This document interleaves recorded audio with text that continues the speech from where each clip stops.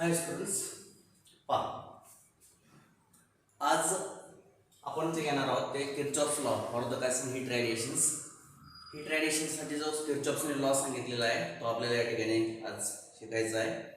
ते Kirchhoff's law for heat radiation and its theoretical proof. What is the Kirchhoff's law? Kirchhoff's law gives the relationship between the coefficient of absorption and coefficient of emission. Coefficient of absorption आणि coefficient of emission यांच्यामध्ये relationship सांगणारा अशा प्रकारचा हा law आहे आणि that it is called as काय सांग Kirchhoff's law for heat radiation. Heat radiation संदर्भातला हा लॉ आहे. ठीक आहे, तर काय सांगतो हा लॉ ते आपल्याला चेकआउट करायचं आहे. आपण कालपासून म्हणतोय पहा लक्षात, the body which is good absorber it is good emitter also. जी बॉडी गुड ऍब्सॉर्बर असते ती बॉडी गुड एमिटर सुद्धा असते. बरोबर, ठीक आहे. जी बॉडी चांगली एनर्जी ऍब्सॉर्ब करते, राईट, ठीक आहे, जिचा कोएफिशिएंट ऑफ ऍब्सॉर्प्शन चांगला असतो त्या बॉडीचा कोएफिशिएंट ऑफ एमिशन, ज्याला आपण इमिसिव्हिटी म्हणतो, ती सुद्धा ग्रेटर असते. आपल्याला लक्षात आले. मग what is the relation between the absorption and emission exactly? ठीक आहे, ज्याचे ऍब्सॉर्प्शन पॉवर चांगली त्याची एमिशन पॉवर चांगली हे आपण शिकलो. But what is the exact relation between them? What is the exact relation? It is given by the scientist Kirchhoff. ते कोणी दिले तर ते किर्चॉफने दिले. पहा लक्षात. तो काय म्हणतो पहा, what is the scientist Kirchhoff says, तो असं म्हणतात पहा की the coefficient of absorption, coefficient of काय सांगा absorption is exactly equal to the coefficient of emission at the given temperature. कुठल्याही बॉडीसाठी, for any body, the coefficient of absorption and the coefficient of emission are equal at any temperature. એટલે कुठल्याही given टेम्परेचरला त्या दोघांची किंमत same असते. किंवा त्याचा दुसरा statement alternative he has told you that. पहा त्याचं स्टेटमेंट काय सांगितलं ते मी या ठिकाणी लिहितो. दोन्ही स्टेटमेंट मी या ठिकाणी लिहिणार आहे. पहा लक्षात. पहा फर्स्ट स्टेटमेंट पहा लक्षात. I am going to write down the काय सांगा स्टेटमेंट. द रेशो ऑफ, पहा the ratio of emissive power, ratio of काय सांगा emissive power of a body to the coefficient of absorption, coefficient of काय सांगा absorption is equal to the emissive power is equal to the काय सांगा emissive power of perfectly black body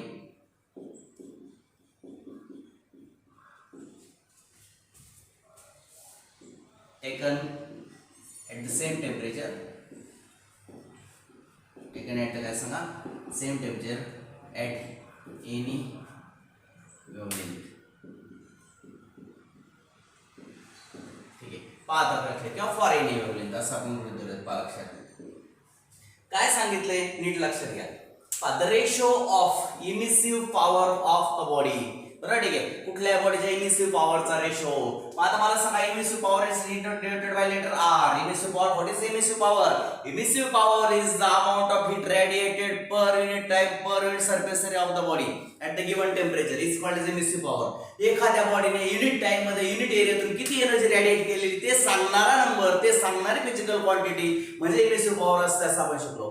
right, ठीक आहे. Emissive power म्हणजे काय? It is denoted by letter R. तिला आपण आर हे शब्द वापरतो. मग काय सांगितलं? The ratio of emissive power of a body. Emissive पॉवरचा रेशो कोणाशी? To the coefficient of absorption. What is the notation for coefficient of absorption? A. R upon A is constant and that ratio is equal to the emissive power. हा जो ratio आहे तो कोणा एवढा असतो? Equal to the emissive power of the काय सांगा perfectly black body. हा रेशो परफेक्टली ब्लॅक बॉडीचा इमिसिव्ह पॉवर एवढा असतो. राइट, ठीक आहे. म्हणजे R upon A is equal to RB, or you can say that. पहा लक्षात घ्या, R upon काय सांगा RB is equal to काय सांगा A. This statement can be also written like this one. हे जे स्टेटमेंट आहे असं आपल्याला लिहिता येईल. Rearranging the terms, RB comes here, A goes there, R upon RB equal to A. This is the statement, and once again we can write it in the simplified way. R upon RB. What is the definition of R upon RB? What is the R? Emissive power of ordinary body. What is the RB? Emissive power of perfectly black body. The ratio of emissive power of the ordinary body to the emissive power of perfectly black body at the same temperature is called as coefficient of emission. Right और emissivity, त्याला आपण इमिसिव्हिटी किंवा coefficient of emission असं म्हटलं. म्हणजे r upon rb is nothing but काय सांगा small e is equal to काय सांगा a. मी r अपॉन rb आपण सगळ्यांनी पाहिलेलं आहे. कुठल्या बॉडीची इमिसिव्ह पॉवरचे कंपॅरिझन आपण ब्लॅक बॉडी बरोबर करतो, कारण ब्लॅक बॉडीची इमिसिव्ह पॉवर ही सगळ्यात जास्त असते. Black body has the maximum emissive power than any other body at the given temperature. Black बॉडीला जी इमिसिव्ह पॉवर सगळ्यात जास्त असते. That's why we compare the emissive power of any body with the black body. आपण कुठल्या बॉडीचे comparison कोणाबरोबर करतो? ब्लॅक बॉडी बरोबर करतो. आणि म्हणून r upon rb is called as emissivity और इमिसिव्ह कोएफिशिएंट ऑफ इमिशन. म्हणून याच्या ऐवजी आपण e लिहिलं, e इज इक्वल टू काय सांगा a. तर this is way we can write down. पहा मी या ठिकाणी लिहितोय मी. पहा लक्षात घ्या a इक्वल टू काय सांगा e. दिस इज द काय सांगा statement. This is the statement of statement आहे. कोणाचं स्टेटमेंट आहे पहा लक्षात घ्या. This is the statement of Kirchhoff's law. कोणाचं स्टेटमेंट आहे? किर्चॉफच्या लॉचं स्टेटमेंट आहे. पहा लक्षात घ्या. This is the statement. You can write in this way, you can write in this way also. पण त्या ठिकाणी त्याच्या आधारे जर मी लिहायचं असेल तर here it is statement 1, here it is or. You can also right the काय सांगा इन दिस वे. या वर्ड्स मध्ये सुद्धा लिहू शकता. At a given temperature, at a given temperature, दिलेल्या टेम्परेचरला. राइट ठीक आहे. Absorb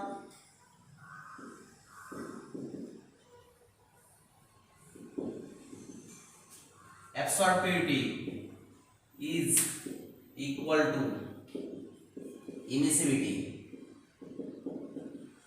It is called as काय सांगा E. Coefficient of absorption is called as काय सांगा absorptivity. पहा लक्षात. It is also called as absorptivity of the body.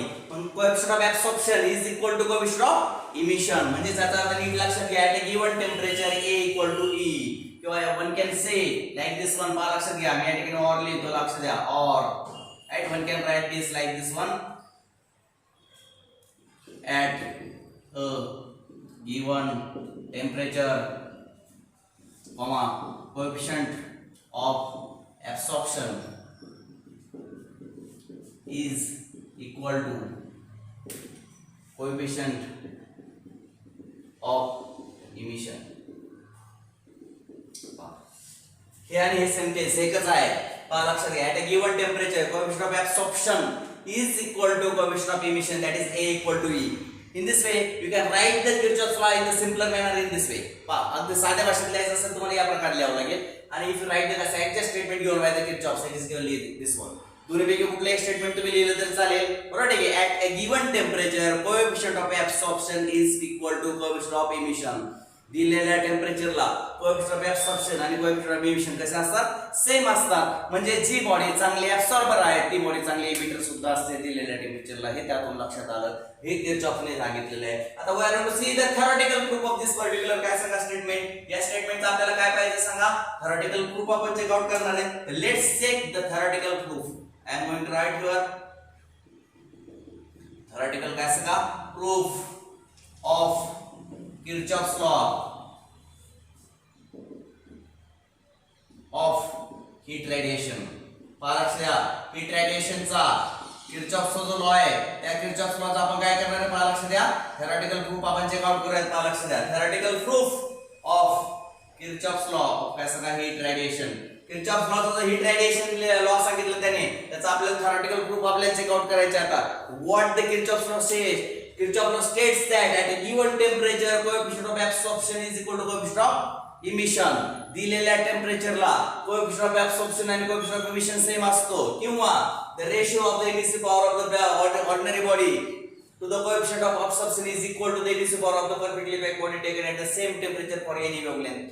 ठीक आहे. तेच स्टेटमेंट मी अशा पद्धतीने बनवलंय. राइट आहे. You can write in this way, you can write in this way. Right ठीक आहे. अशा पद्धतीने तुम्ही ते स्टेटमेंट लिहू शकता. आता मला त्याचा प्रूफ पाहिजे. पहा very simple proof. There is very simple proof for the काय सांगा Kirchhoff's law. It is called as theoretical proof of Kirchhoff's law. Consider the two bodies. पहा मी काय करतोय लक्षात घ्या. Consider the two bodies taken in the काय सांगा आयसोथर्मल बॉक्स. आयसोथर्मल बॉक्स आहे आणि आयसोथर्मल बॉक्स मध्ये काय करणार आहे. I am going to take the काय सांगा टू बॉडीज. बरोबर ठीक आहे. दोन बॉडीज या ठिकाणी घेणार आहे. They are suspended like this one. Here it is ordinary body, here it is काय सांगा ब्लॅक बॉडी. पहा एक ऑर्डिनरी बॉडी आहे, हिला आपण ओ म्हणूयात, ब्लॅक बॉडीला आपण बी म्हणूयात. लक्षात घ्या. One is the ordinary body, other one is the काय सांगा black body. Black body it is nothing but the काय सांगा it is coated completely by the lamp black. Lamp ब्लॅकने कोटिंग केलेली बॉडी आहे आणि this is the polished body, polish केलेली body आहे. येते लक्षात घ्या, it is a metal body, polished metal body. It is good reflector, not good absorber. It is this is the body which is कैसा coated with lamp black. ही lamp ब्लॅकने coat केलेली आहे. That's why this body can be consider as perfectly black body.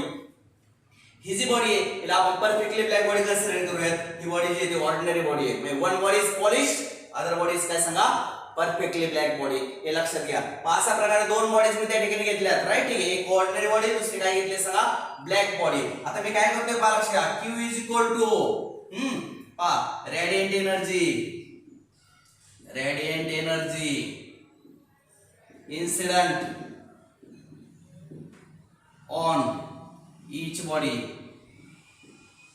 per area, per unit area. पहा प्रत्येक बॉडीच्या unit एरियावर किती एनर्जी इन्सिडेंट होते, क्यू होते. कोण एनर्जी इन्सिडेंट करतं, तर ही जी सराउंडिंग आहे पहा, सराउंडिंग कडून हीट एनर्जी इन्सिडेंट होते. किती एनर्जी इन्सिडेंट होते सांगा, Q. Q is the radiant energy incident on each body per unit area because both the bodies have same surrounding. दोन्ही बॉडीजला सेम सराउंडिंग असल्यामुळं दोन्ही बॉडीजवर इन्सिडेंट होणारी आयडेंट एनर्जी कशी असणार सांगा, सेम असणार. हे लक्षात घ्या. तर ते सर्वांना ठीक आहे. नंतर पहा लक्षात, A is equal to area of each body. Area of काय सांगा, ईच बॉडी. प्रत्येक बॉडीचा एरिया किती घेतला मी, A घेतलाय. त्यानंतर A equal to small a equal to what is the small a, small a equal to coefficient of absorption. Coefficient of काय सांगा, एब्सॉर्प्शन ऑफ बॉडी O.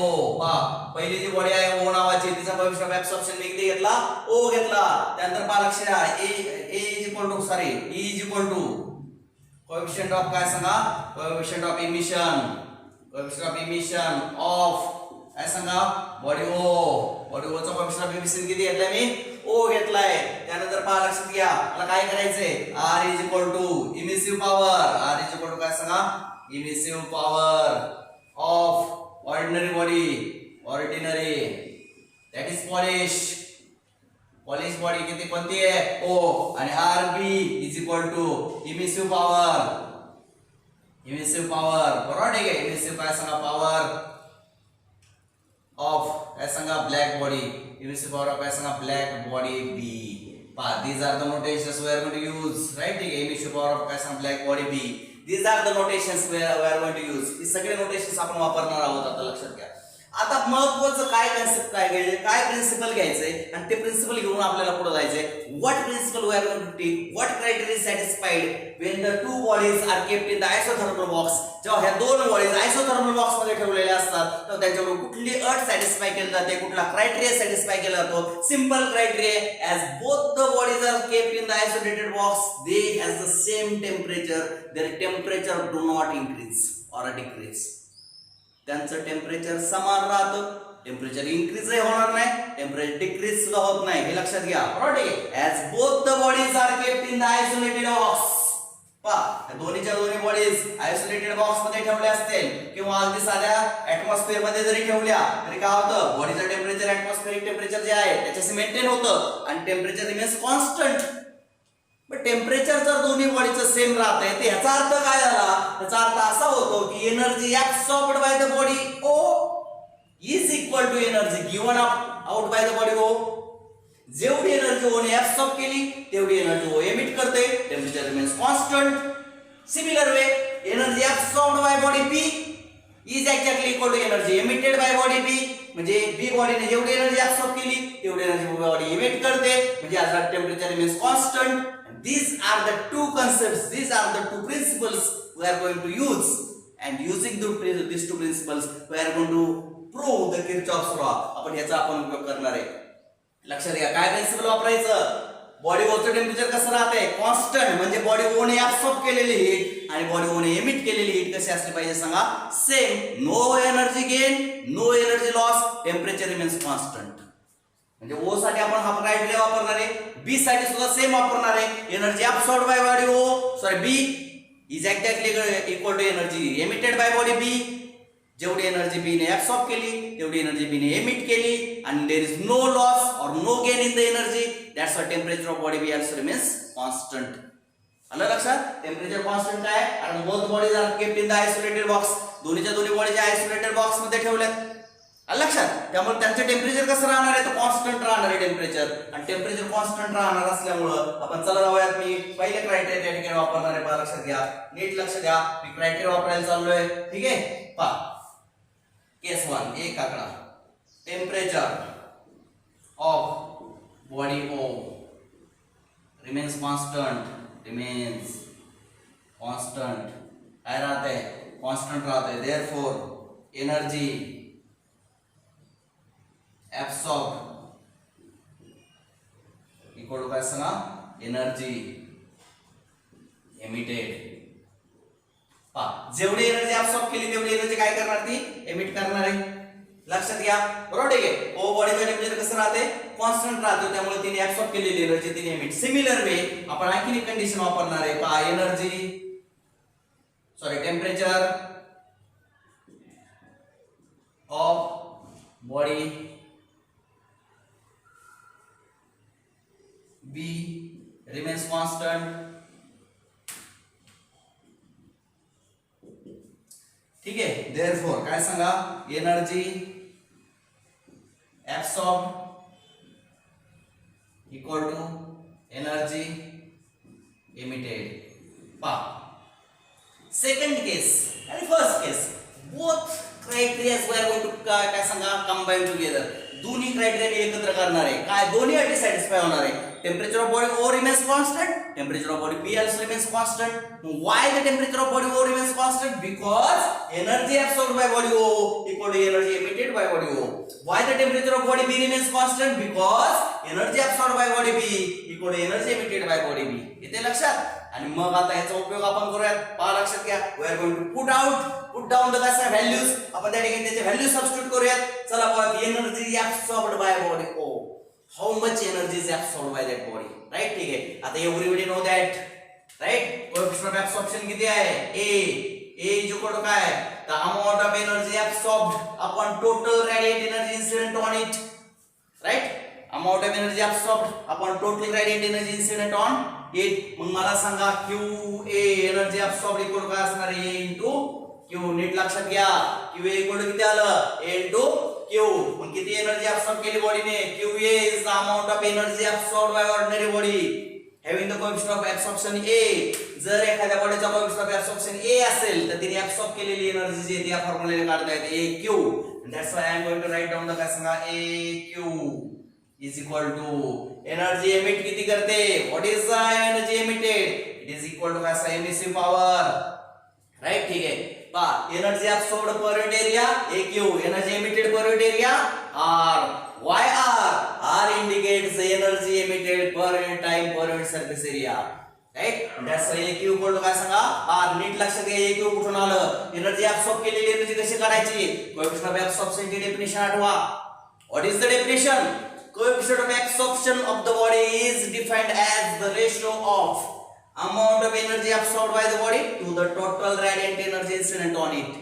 मग आता QA इक्वल टू किती आलं, AQ आलं. म्हणजे याचा अर्थ energy absorbed equal to coefficient of absorption into total radiant energy incident on the body. मग या बॉडीवर किती एनर्जी इन्सिडेंट होत होती, Q एवढी एनर्जी इन्सिडेंट होती. आपण एक काम करूयात, पर युनिट एरियाचे आपल्याला सध्या गरज राहू द्यायला हरकत नाही. Q is energy incident, total energy एवढी इन्सिडेंट होती, कोएफिशिएंट ऑफ absorption होता एवढी एनर्जी absorb केली त्याने. आणि एनर्जी एमिट किती होणार आहे एका सेकंदात, इमिसिव्ह पॉवर इतकी एनर्जी एमिट होणार आहे. कारण इमिसिव्ह पॉवरचे डेफिनेशन असे, energy emitted per unit time per unit surface area is called as emissive power. कळेल सगळ्यांना. एक युनिट एरिया कन्सिडर केला मी दोन्ही बॉडीचा, लक्षात घ्या. आता मला सांगा, दिस इज द स्टेटमेंट नंबर काय सांगा 1. याला मी स्टेटमेंट नंबर 1 म्हणून ठेवतो. चला इकडे आता same criteria is satisfied by the काय सांगा body B. Same criteria body B काय करणार सांगा, सॅटिस्फाय करणार आहे. कोणता क्रायटेरिया, जो मी या ठिकाणी घेतला तोच. काय, energy absorbed by body B equal to energy emitted by body B because the temperature of body B remains constant. There is no gain, no loss. जेवढी एनर्जी absorb केली तेवढी एनर्जी एमिट करते, no gain, no loss, and that's why the temperature remains constant. That's why we can say that energy absorbed by body B equal to energy emitted by body B. B ने absorb केलेली energy, B ने emit केलेली energy कशी असणार आहे, same असणार आहे. चला किती एनर्जी absorb केली, चला परत एकदा same formula. How much energy is absorbed, we are going to use the definition of coefficient of absorption. आपण काय वापरणार आहे, कोएफिशिएंट ऑफ absorption ची डेफिनेशन वापरू.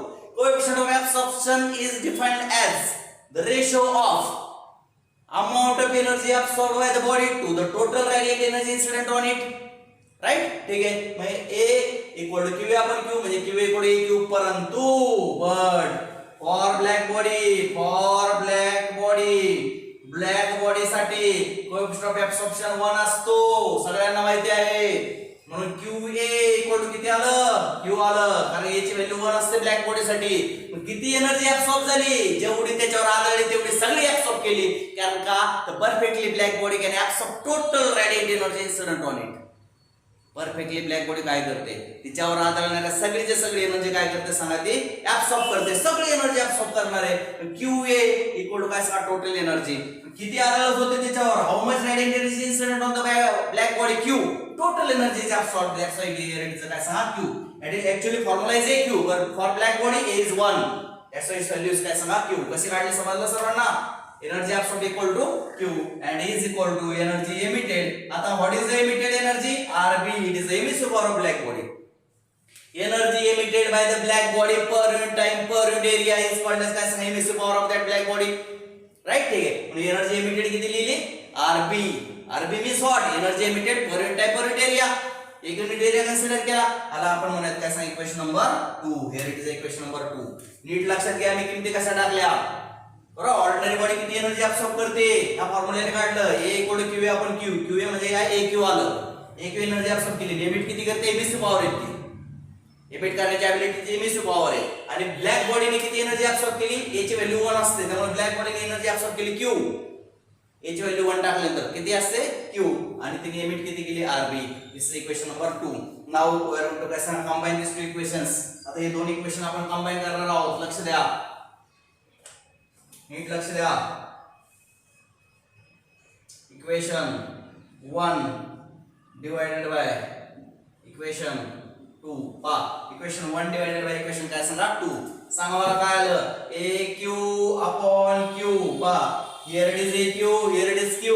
AQ upon Q is equal to R upon RB is equal to काय सांगा, R upon RB. Q gets cancel. A is equal to R upon RB. What is R upon RB? R upon RB हा जो आहे यालाच आपण काय म्हणतो, coefficient of emission म्हणत असतो. बरोबर, the ratio of emissive power of ordinary body to the emissive power of perfectly black body at the same temperature is called as emissivity और कोएफिशिएंट ऑफ इमिशन. म्हणजेच A इक्वल टू काय आलं सांगा, E. इथे लिहितो, but R upon RB is equal to कोण असतं, emissive power, sorry coefficient of emission of that body. इथे लक्षात ठीक आहे. आणि A इक्वल टू काय आलं सांगा, E आलं. अशा रीतीने we can prove the Kirchhoff's law. अशा रीतीने आपण किर्चॉफ्स लॉ काय करू शकतो सांगा, प्रूव्ह करू शकतो. Right, at a given temperature coefficient of absorption is equal to coefficient of काय सांगा, emission. दिलेल्या टेम्परेचरला coefficient of absorption आणि coefficient of emission हे कसे असतात, इक्वल असतात. अशा प्रकारचा लॉ आहे. at a given temperature coefficient of absorption is equal to coefficient of काय सांगा, emission. This is the theoretical proof of the काय सांगा, Kirchhoff's law. Let's check again. पहा 2 मिनिटात आपण चेक आउट करूया. काय statement, the ratio of emissive power of the body म्हणजे R to the coefficient of absorption म्हणजे A म्हणजे R अपॉन A चा रेशो इज इक्वल टू हा कोण एवढा असतो, इमिसिव्ह पॉवर मध्ये काय सांगा, परफेक्टली ब्लॅक बॉडी. हे लक्षात घ्या. मग R नीट हे रिअरेंज केलं, R upon RB equal to E आलं. R अपॉन RB ला आपण E म्हणतो, E इक्वल टू E आलं म्हणजे A equal to E. This is the statement. म्हणून तुम्ही याच्या आधारे सुद्धा स्टेटमेंट लिहू शकता. At a given temperature coefficient of absorption is equal to coefficient of emission. हे लिहिलं तर चालेल, हे लिहिलं तर चालेल. हा कुठले एक स्टेटमेंट त्या ठिकाणी लिहा. आता याचं प्रूफ कसं केलं पहा त्याने. Theoretical proof of Kirchhoff's law. Q is काय सांगा, दोन बॉडीज घेतले, एक ऑर्डिनरी बॉडी, एक काय सांगा, black body. Ordinary body is polished आणि black body is coated with lamp black. दोघांचा एरिया सेम आहे. Both bodies are identical in nature. कळतं सर्वांना, identical in shape, identical in काय सांगा, साइज. हे लक्षात घ्या. आणि मग पहा, Q is the radiant energy incident on each body. A is the area of each body. A is the काय coefficient of absorption of body O. R is the काय सांगा, emissive power of ordinary body. हे सगळे notations घेतले. आणि सगळ्यात महत्त्वाचं काय आहे, हे दोन गोष्टी काय, की as the both bodies are kept in the isolated box, दोन्हीच्या दोन्ही बॉडी आयसोलेटेड बॉक्स मध्ये ठेवलेल्या असल्यामुळे त्यांचं टेम्परेचर कॉन्स्टंट राहते. म्हणजे देयर इज नो लॉस और no gain in any body of energy. आणि म्हणून temperature of body O remains constant. याचा अर्थ energy absorbed by body O equal to energy emitted by body O. Absorb किती होणार आहे, एकूण एनर्जी किती होती, Q. Q into coefficient of absorb. हे कसं आलंय सांगितलं तुम्हाला, इक्वल टू काय, एमिसिव्हिटी किती आहे त्याची एमिसिव्ह पॉवर किती आर, म्हणजे Q इक्वल टू आर आलं. आणि ब्लॅक बॉडीसाठी याची व्हॅल्यू 1 असते. ब्लॅक बॉडीसाठी याची व्हॅल्यू किती असते, 1 असते. म्हणून काय आलं सांगा, Q आला डायरेक्टली. AQ होतोय, ऑर्डिनरी बॉडीसाठी AQ होती. आलं लक्षात? ठीक आहे. तर ब्लॅक बॉडीसाठी Q आलं. Q इक्वल टू काय सांगा, ब्लॅक बॉडीची एमिसिव्ह पॉवर असते RB. आणि मग 1/2 केलं, 1/2 केलं, Q gets cancel. A equal to R upon RB. परंतु R अपॉन RB म्हणजे कोण असतो, कोएफिशिएंट ऑफ इमिशन. म्हणून A इक्वल टू काय सांगा, E. That's why we can say that at a given temperature coefficient of absorption is equal to coefficient of काय सांगा, emission. Hence Kirchhoff's law verified. Right? Hence Kirchhoff's law of heat radiation is true. ठीक आहे. तर अशा प्रकारे Kirchhoff's law जो आहे heat रेडिएशनचा तो आपण प्रूव्ह केला. परत लक्षात ठेवा, at a given temperature coefficient of absorption is equal to coefficient of काय सांगा, emission for that body. Right? ठीक आहे. तर अशा पद्धतीचा किर्चॉफ्स लॉ होता. After the Kirchhoff's law we're to see the next topic now. Right? ठीक आहे. आता आपल्याला पुढच्या टॉपिकला जायचं आहे. याचा स्क्रीनशॉट काढून घ्या. यू विल गेट दिस काय सांगा, derivation what is the Kirchhoff's law. Right? ठीक आहे. तुम्हाला मदतीला होईल तुमच्या नोट्ससाठी. लक्षात राहू द्या, what is mean by Kirchhoff's law, what is the statement, how it is theoretically proved. This is all about the काय सांग, Kirchhoff's law. हे सगळं आपण पाहिलं कशा बाबतीत, Kirchhoff's law. ठीक आहे. तर स्क्रीनशॉट काढला असेल. ठीक आहे. तर आपण काय करूयात, आपल्या पुढच्या टॉपिकला जाऊयात. We will see the next topic called as spectral distribution of black body radiation. चला लक्ष द्या, आपला टॉपिक जो आहे, टॉपिकचं नाव आहे spectral distribution of a black body radiation.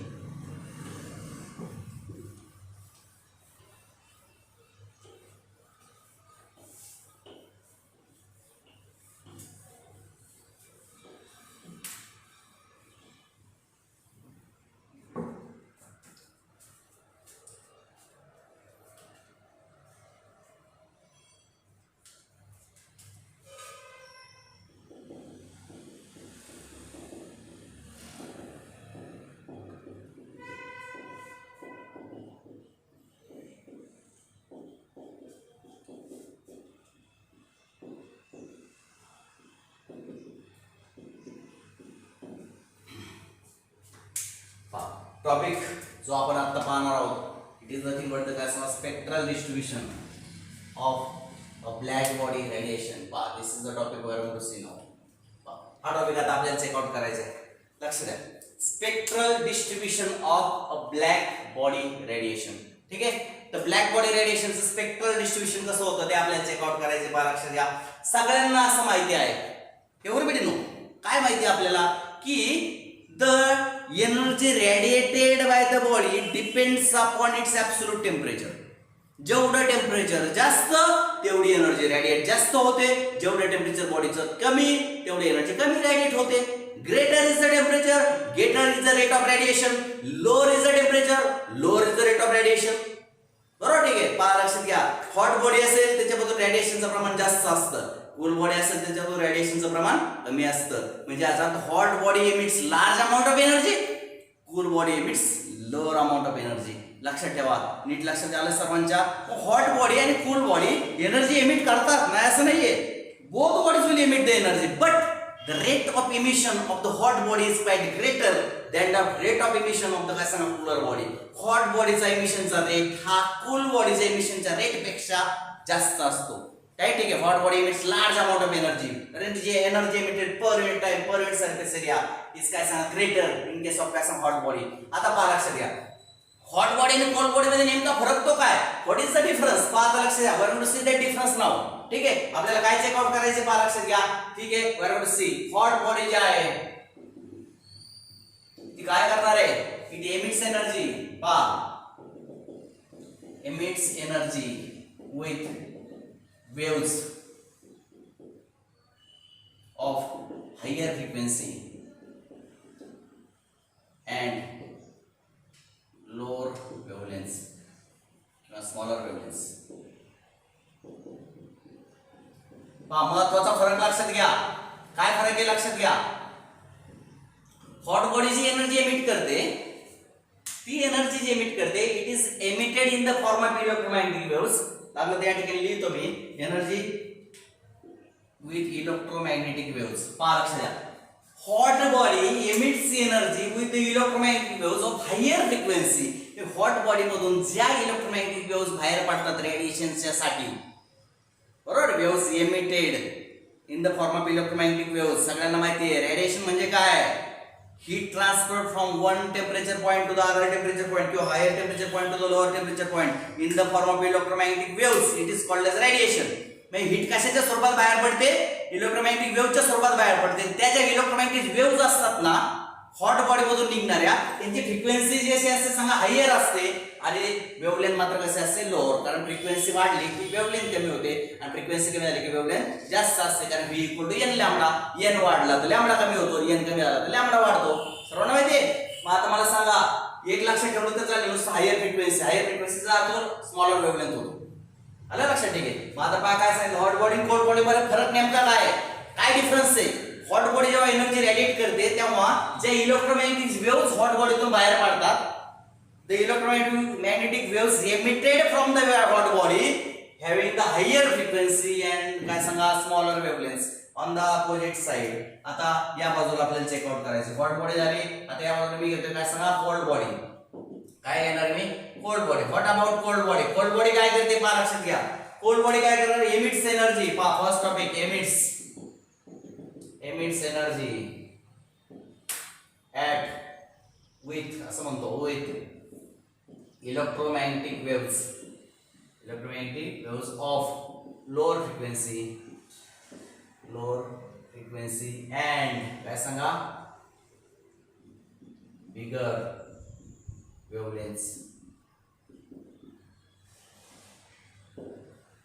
ठीक आहे, अशा पद्धतीने आपल्या लक्षात आलं. विथ लोअर फ्रिक्वेन्सी अँड काय सांग बिगर वेव्हलेंथ्स. लक्षात ठेवा काय सांगितलं, कोल्ड बॉडी आणि हॉट बॉडी मध्ये फरक लक्षात घ्या. हॉट बॉडी काय करते, जे इलेक्ट्रोमॅग्नेटिक वेव्स रेडिएशन साठी वापरते त्यांची फ्रिक्वेन्सी कशी असते, हाय असते. आणि कोल्ड बॉडी काय करते, ज्या इलेक्ट्रोमॅग्नेटिक वेव्स वापरते रेडिएशन साठी त्या कशा असते सांगा, ज्या वेव्स एमिट करते रेडिएशन साठी त्यांची फ्रिक्वेन्सी कमी असते. हा फरक लक्षात घ्या. त्यामुळे हॉट बॉडीतून जास्त फ्रिक्वेन्सी वाल्या वेव्स बाहेर पडत असल्यामुळे त्यांच्यातून जास्त एनर्जी बाहेर पडते आणि त्याचा रेट ऑफ एमिशन जास्त असतो. आलं लक्षात, ठीक आहे. एमिट करण्याचं प्रमाण कसं असतं, जास्त असतं आणि त्या ठिकाणी कसं असतं थोडासा लो असतो. हे आपल्या त्या ठिकाणी लक्षात आलं असं. आता पहा महत्वाचं आणखीन एक गोष्ट लक्षात ठेवा. नोट काय, ऍट ईच टेम्परेचर. पहा ऍट काय सांगा, each temperature the radiant energy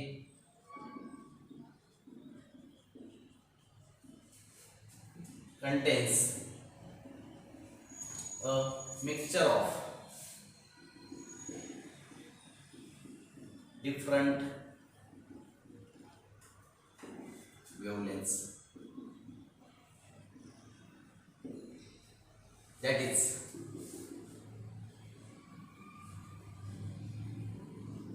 emissive power is a function of wavelength. काय सांगितलं मी नीट लक्षात. I will explain this two statements. मी दोन स्टेटमेंट तुम्हाला एक्सप्लेन करायला चाललोय. काय दिसतं तुम्हाला की ऍट ईच टेम्परेचर, कुठलं टेम्परेचर असो काय, ठीक आहे, whether it may be the hot body, it may be the cold body, काय होतं त्या ठिकाणी की the radiant energy contains a mixture of different wavelengths. पहा लक्षात घ्या, रॅडियंट एनर्जी जी एमिट होते की नाही बॉडी मधून तिच्यामध्ये वेगवेगळे वेव्हलेंथ्स असतात. पहा मला काय सांगायचंय, मला असं सांगायचंय की ही हॉट बॉडी आहे, ही काय सांगा कुठली तरी बॉडी आहे लक्षात घ्या, काय ठीक आहे. त्याच्यातून काय सांगा एनर्जी एमिट होते. काय एमिट होते, एनर्जी एमिट होते. लक्षात घ्या, लक्षात येते. परंतु एमिट होणारी एनर्जी मध्ये ज्या वेव्हज असतात त्या सगळ्या वेव्हची वेव्हलेंथ समान नसते. हे सांगितलं इथं, बरोबर. एव्हरी बॉडी radiates energy किंवा at each temperature the radiate energy contains a mixture of different wavelengths. म्हणजे काही वेव्हलेंथ आहेत त्यांची वेव्हलेंथ कमी असणार आहे, काही वेव्हलेंथ जे त्यांची वेव्हलेंथ थोडीशी जास्त असणार आहे, काही वेव्हलेंथ त्यांची वेव्हलेंथ थोडीशी जास्त असणार आहे. मला काय सांगायचं लक्षात आलं का, it contains a mixture of waves. All the waves are not identical. All the waves do not have the same frequency. All the waves do not have the same wavelength. सगळ्या वेव्हची वेव्हलेंथ सारखी नाहीये, सगळ्या वेव्हची frequency सारखी नाहीये, सगळ्या wave ज्या आहेत त्या समान नाहीये. They are not identical. Some waves have lower frequency, some waves have थोडी क्वाइट ग्रेटर फ्रिक्वेन्सी. म्हणजे त्यांचा it contains a mixture of frequency. पहा याच्यातून समजा जे काही वेव्स बाहेर पडतात, हॉट बॉडी आहे, it is kept in the surrounding, then what happens पहा, it emits the waves but all the emitting waves do not have the same frequency, same wavelength. सगळ्या वेव्हची फ्रिक्वेन्सी आणि वेवलेंथ सेम नसते, म्हणून आपण शब्द वापरतो at each temperature the radiant energy contains the mixture of different wavelength. कळते सर्वांना?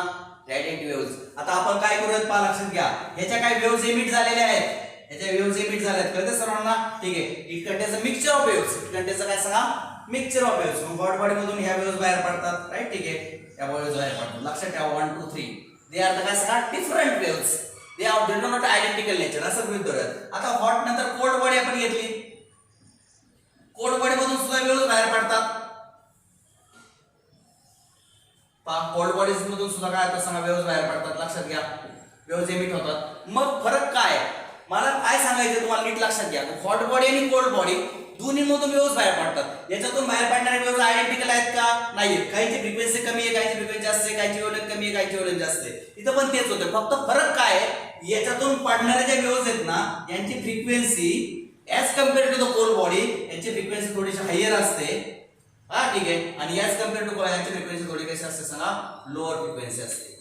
पण लोअर फ्रिक्वेन्सीच्या परंतु डिफरंट वेव्स, इथं हायर फ्रिक्वेन्सीच्या परंतु म्हणजे ह्या वेव्हची फ्रिक्वेन्सी रेंज जी आहे ती हायर आहे आणि या वेव्हची फ्रिक्वेन्सी रेंज कशी आहे सांगा, लोअर आहे. म्हणजे कोल्ड बॉडी पासून एमिट होणाऱ्या वेव्हची फ्रिक्वेन्सी रेंज सगळ्या वेव्ह जरी सारख्या नसल्या तरी त्यांची जी फ्रिक्वेन्सीची रेंज आहे ती, हा ठीक आहे, ती रेंज कशी आहे, थोडीशी लोअर आहे. आणि ह्याच्यामधून बाहेर पडणाऱ्या सगळ्या वेव्ह जरी सारख्या नसल्या तरी यांच्या पोलर बॉडीपेक्षा यांची फ्रिक्वेन्सी रेंज कशी असते सांगा, हायर असते. म्हणजे सांगायचा मुद्दा परत तिथे चालू नाही की hot body emits the energy with the electromagnetic waves with the different electromagnetic waves. कळतं सर्वांना? Of higher frequency. याच्यातून ज्या वेव्स बाहेर पडतात त्यांची फ्रिक्वेन्सी हायर असते. सगळ्या वेव्स सारख्या नसतात, सगळ्यांची फ्रिक्वेन्सी सेम नाही, परंतु पोलर बॉडीपेक्षा यांच्या फ्रिक्वेन्सी ही जी रेंज आहे फ्रिक्वेन्सीची, ही फ्रिक्वेन्सी रेंज हायर असते आणि या ठिकाणी फ्रिक्वेन्सी रेंज कशी असते, थोडीशी कमी असते. हे आपल्या त्या ठिकाणी लक्षात आलं. म्हणजेच मला असं सांगायचं की emissive power is the function of काय सांगा, वेवलेंथ. येते लक्षात? Emissive power is the function of wavelength. म्हणजे याच्यातून जे काही एनर्जी एमिट होते, some of energy emitted by the काय सांगा, वेव्स ऑफ दिस फ्रिक्वेन्सी. बरोबर, ठीक आहे. Some of the waves are काय सांगा, of this frequency, some of the, म्हणजे एकाच फ्रिक्वेन्सीने सगळीच्या सगळी एनर्जी रेडिएट होत नाही. एकाच फ्रिक्वेन्सीच्या वेव्सने, एकाच फ्रिक्वेन्सीच्या इलेक्ट्रोमॅग्नेटिक वेव्सने संपूर्ण एनर्जी रेडिएट होत नाही. काही एनर्जी या फ्रिक्वेन्सीच्या वेव्सने एमिट होईल, काही याने होईल, काही याने होईल. हे लक्षात घ्या. तर अशा पद्धतीने आपल्याला लक्षात आलं की hot body emits energy with different wavelengths. बरोबर, ठीक आहे. हॉट बॉडी एमिट्स एनर्जी काय सांगा, with different wavelengths. Cold body emits the energy with different wavelengths, but the range of the काय सांगा, frequency of the काय सांगा, energy emitted by the hot body, it is quite greater than that of the काय सांगा, cold body. हे लक्षात आलं पाहिजे. तर ह्याच्यापासून एमिट होणाऱ्या ज्या काही वेव्स असणार त्यांची फ्रिक्वेन्सी हायर असते आणि कोल्ड बॉडी पासून एमिट होणाऱ्या ज्या काही वेव्स असतात त्यांची फ्रिक्वेन्सी कशी असते, थोडीशी लो असते. हे त्या ठिकाणी लक्षात आलं. या सगळ्याच्या सगळ्या ह्या these are not identical waves, थोडासा फरक आहे, रेंज आहे टोटल.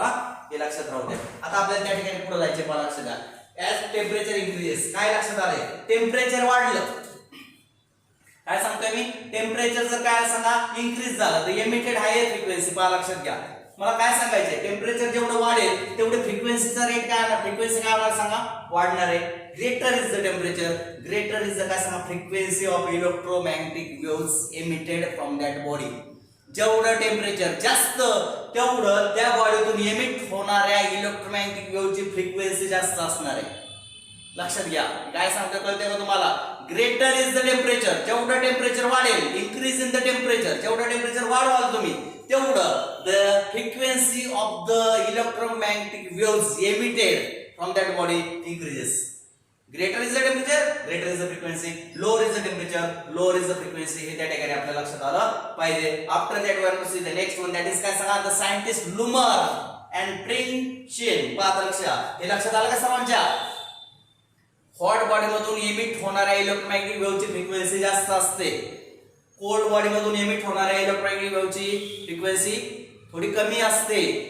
हॉट बॉडी मधून एमिट होणाऱ्या ज्या काही वेव्हज असतात त्या सगळ्या वेव्हची फ्रिक्वेन्सी समान नसते, परंतु कूलर पेक्षा जास्त असते. रेंज ओव्हर द रेंज, एका पर्टिक्युलर रेंज मधल्या वेव्हज, एकाच वेव्हच्या वेव्ह सगळ्या वेव्हज नाही येत्या, एका रेंज मध्ये त्या बाहेर पडतात, पण ही रेंज ह्याच्यापेक्षा जास्त असते लक्षात राहू द्या फ्रिक्वेन्सी रेंज हे आपल्या त्या ठिकाणी लक्षात आलंय. चला आता जाऊयात आपण पुढं. नीट लक्षात घ्या मी काय काय लिहिलंय, काय काय आहे समोर तुमच्या लक्षात ठेवा.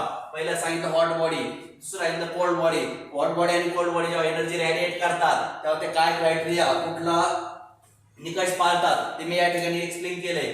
हॉट बॉडी जे emits energy with electromagnetic waves of higher frequency, cold body emits energy with electromagnetic waves of काय सांगा लोअर फ्रिक्वेन्सी. म्हणजे कुठल्याही टेम्परेचर जर आपण घेतलं तर radiate energy contains mixture of different, सगळ्या आयडेंटिकल वेव्हज नसतात. हॉट बॉडी मधून निघणारे सगळ्या वेव्हज आयडेंटिकल नसतात, कोल्ड बॉडी मधून निघणारे सुद्धा सगळ्या वेव्हज आयडेंटिकल नसतात. इथे लक्षात, म्हणून आपण म्हटलं emissive power is a function of काय सांगा वेव्हलेंथ.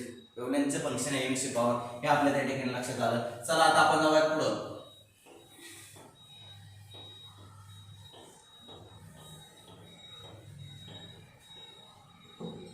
पुढचा जो सायंटिस्ट होता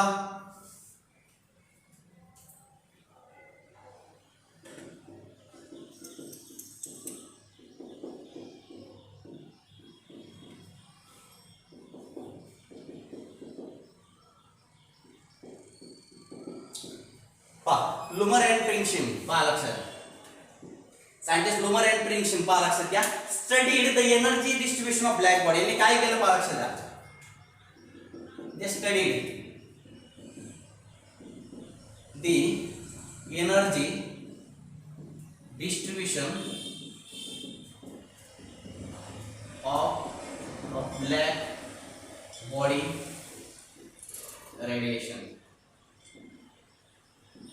हे जे दोन सायंटिस्ट होते त्यांनी काय केलं, ब्लॅक बॉडीच्या रेडिएशनचं एनर्जी डिस्ट्रीब्युशन केलं. तर ब्लॅक बॉडी कुठल्या टेम्परेचरला कुठल्या वेव्हज एमिट करते, त्यांची फ्रिक्वेन्सी किती असते, बरोबर ठीक आहे, ते त्यांनी चेकआउट केलं. आणि ते चेकआउट केल्यानंतर त्यांनी एक ग्राफ काढलाय. तो ग्राफ आपण उद्या पाहणार आहोत. तो आपला असणार आहे black body energy radiation, right. ठीक आहे, so we are to see in the next lecture that is काय सांगा theory given by the Lummer and Pringsheim. बरोबर ठीक आहे, लुमर आणि प्रिंगशिम यांनी जी थेअरी आपल्याला दिली आहे अबाउट द रेडिएशन बाय काय सांगा black body, that is spectral distribution of the radiation of black body. That theory we are going to see in the next lecture. लक्षात राहू द्या, आपल्याला उद्या काय शिकायचंय. ठीक आहे, थँक्यू.